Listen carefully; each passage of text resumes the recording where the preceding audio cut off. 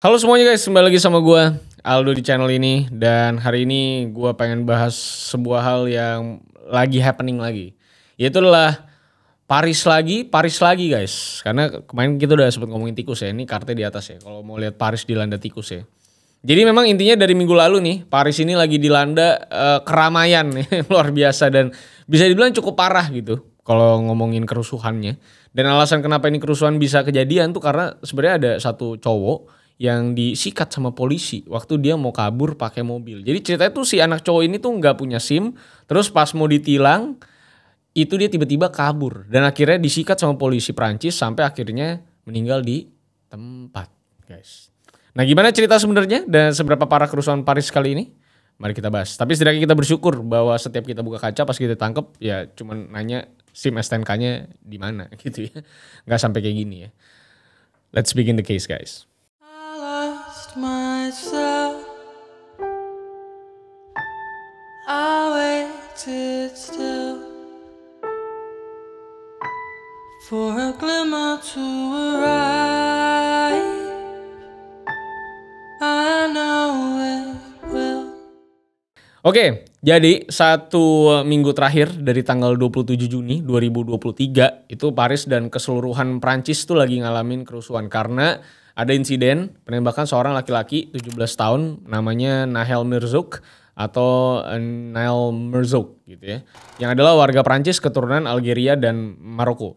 Jadi awal ceritanya tuh katanya si Nahel ini mau diberhentiin polisi buat dicek surat-surat kendaraannya waktu dia lagi ngendarain mobil Mercy AMG warna kuning yang dia sewa. Tapi waktu dipinggirin dan disuruh berhenti, dia itu malah tancap gas dan mau kabur dari polisi karena belum punya SIM gitu ya. Dan waktu dia mau kabur itu, polisi yang ngeberhentiin dia tuh langsung nembakin peluru ke arah mobilnya dan ngenain dia di bagian dada. Dan dengan penembakan tersebut, keadaan di Prancis itu langsung jadi kacau banget di malam itu juga. Karena ribuan orang tuh turun ke jalan buat ngelakuin demonstrasi besar-besaran terhadap tindakan tersebut. Yang dianggap gak bijak dan gak manusiawi. Sama banyak lapisan masyarakat yang memang buat nembak anak di bawah umur yang cuma ngelakuin pelanggaran lalu lintas kesannya agak kurang make sense. Karena emang ternyata kejadian yang kayak gini yang dilakuin polisi karena masalah lalu lintas tuh bukan baru sekali, 2 kali doang. Bahkan di tahun 2022 aja kejadian penembakan kayak gini tuh udah ada 13 kejadian. Dan di tahun 2023 juga kejadian ini udah jadi yang kedua kalinya. Makanya masyarakat yang ngerasa ini tuh nggak adil langsung turun ke jalan buat yang namanya ngelakuin demonstrasi.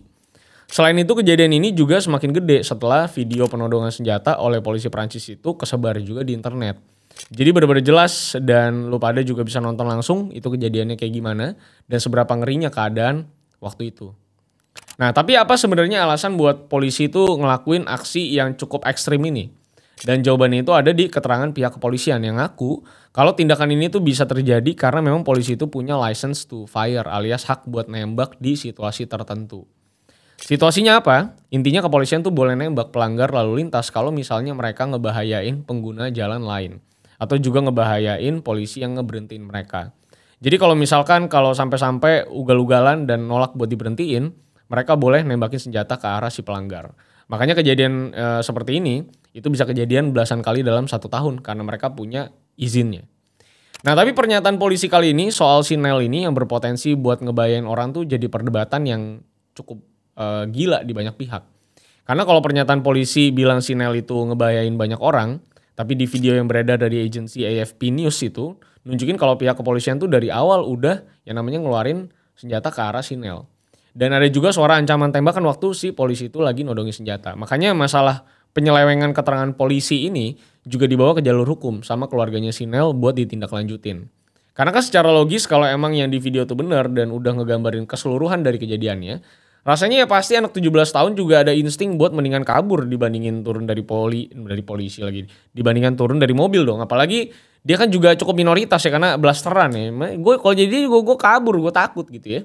Makanya ini tuh jadi kayak bahan bakar buat masyarakat yang mengecam tindakan polisi Prancis ini dan akhirnya ngelakuin aksi protes.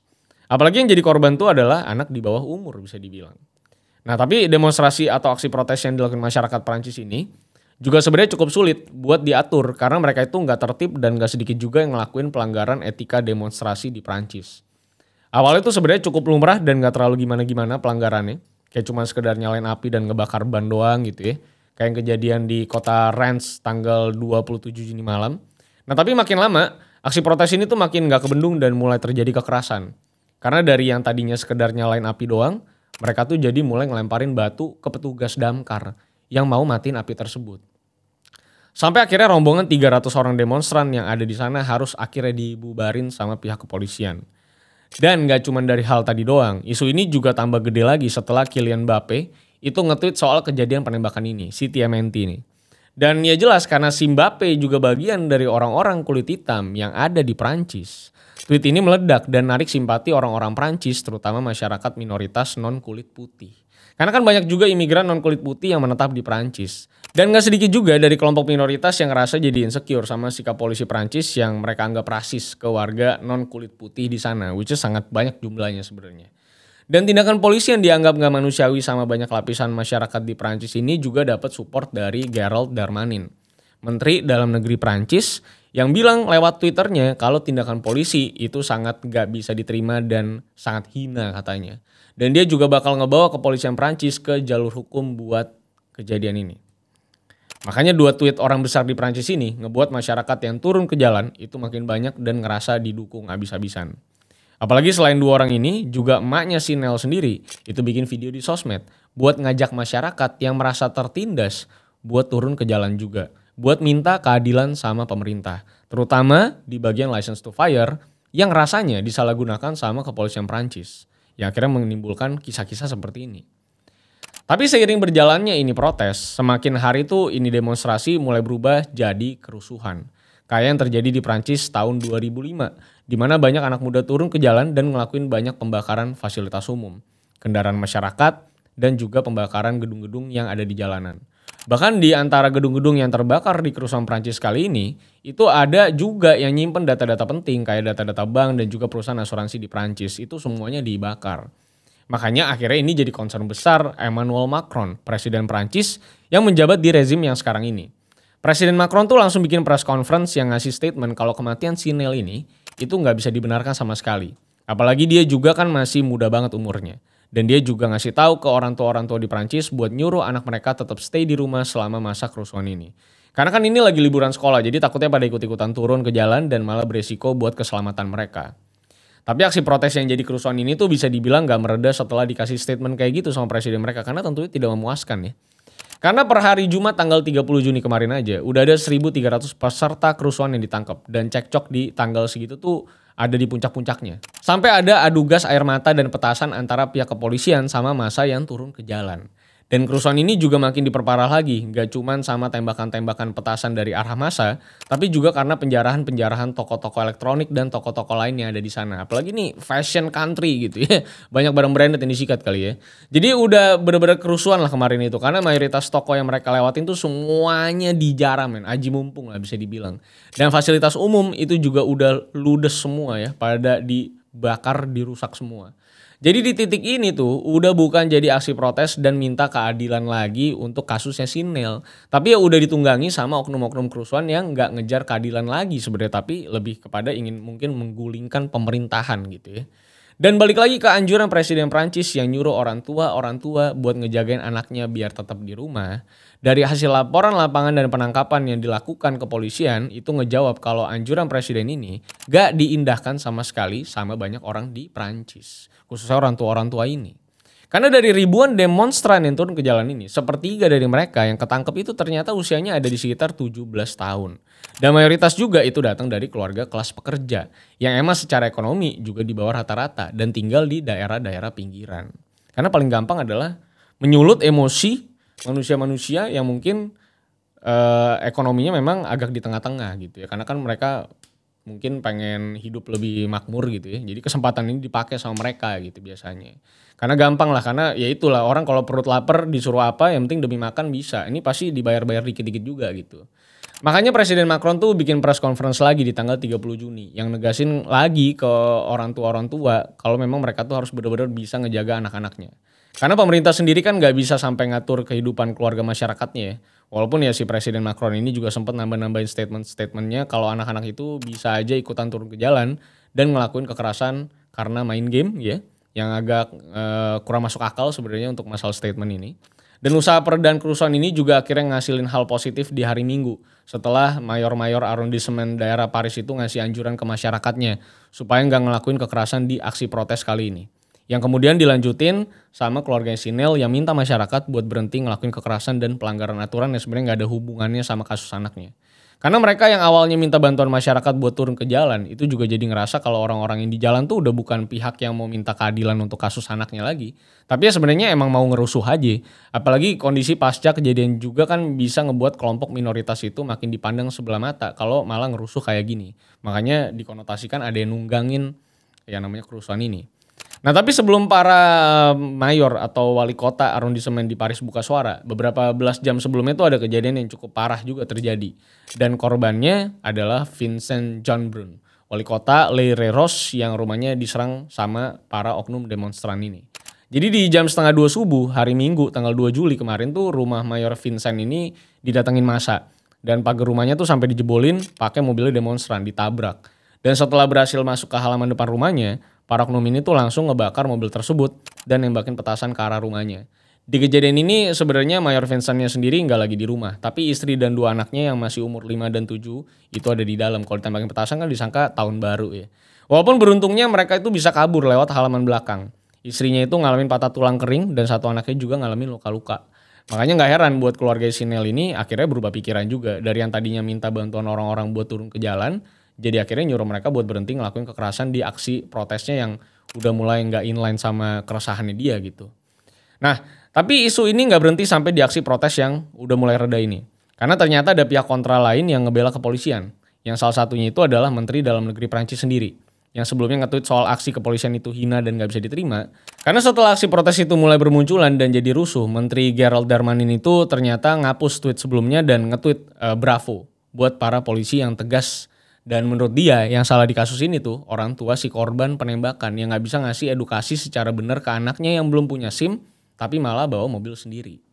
Nah statement keras ini juga sebenarnya ada juga pendukungnya, terutama orang-orang yang nyari-nyari tahu soal background kriminalnya Sinel yang ternyata udah cukup terkenal di pengadilan dan juga di mata kepolisian daerah Nanterre. Jadi emang ini anak cukup terkenal gitu ya, karena dari data-data yang gue cari ya, walaupun banyak orang-orang di sekitar dia yang bilang kalau ini anak tuh pendiam dan bukan pembuat onar, ternyata dia tuh drop out dari sekolah dan udah berkali-kali ngelanggar lalu lintas dengan bawa mobil, ngelanggar lampu merah dan juga kabur dari polisi yang berusaha berhentiin dia. Dan bahkan di September tahun lalu juga dia tuh sempat disidang di pengadilan remaja karena ngelakuin pelanggaran lalu lintas juga, walaupun kasusnya itu nggak berlanjut ke pemenjaraan atau kayak gimana. Makanya dengan bukti ini ada juga yang percaya kalau emang ini anak tuh udah berpotensi buat ngebahayain pengguna jalan lain. Walaupun ya ini juga jadi perdebatan banyak pihak, apakah hak penembakan dan tindakan polisi kemarin ke Sinel itu berlebihan atau emang udah diperhitungkan, karena nih anak emang ternyata sering banget melanggar lalu lintas.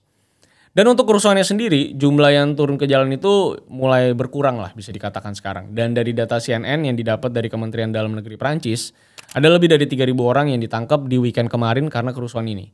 Dan dari sekitar 45.000 aparat yang turun ke jalan itu, ada 45 yang ngalamin luka-luka.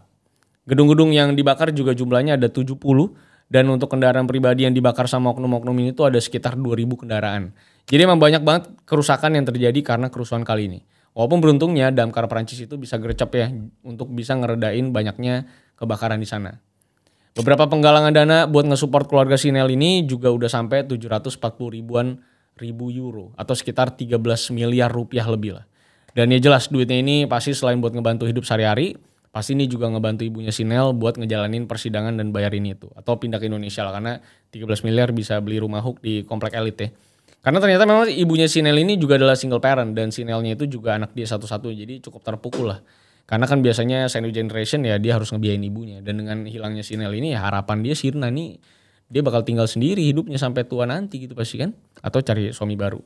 Kalau memang ibunya masih bisa punya anak kali aja ya. Tapi punya anak untuk ngidupin lu di masa tua juga sebenarnya objektif yang cukup salah juga ya. Kayaknya mesti di-renew tuh.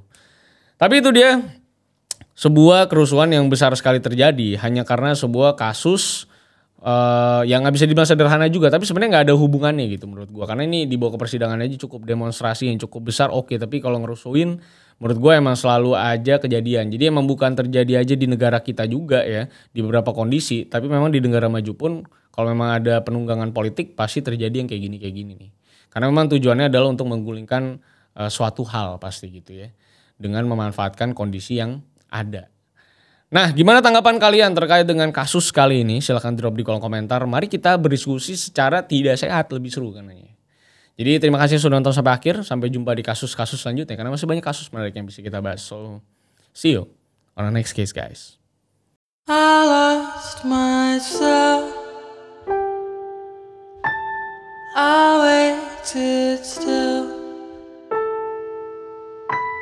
for a glimmer to arrive.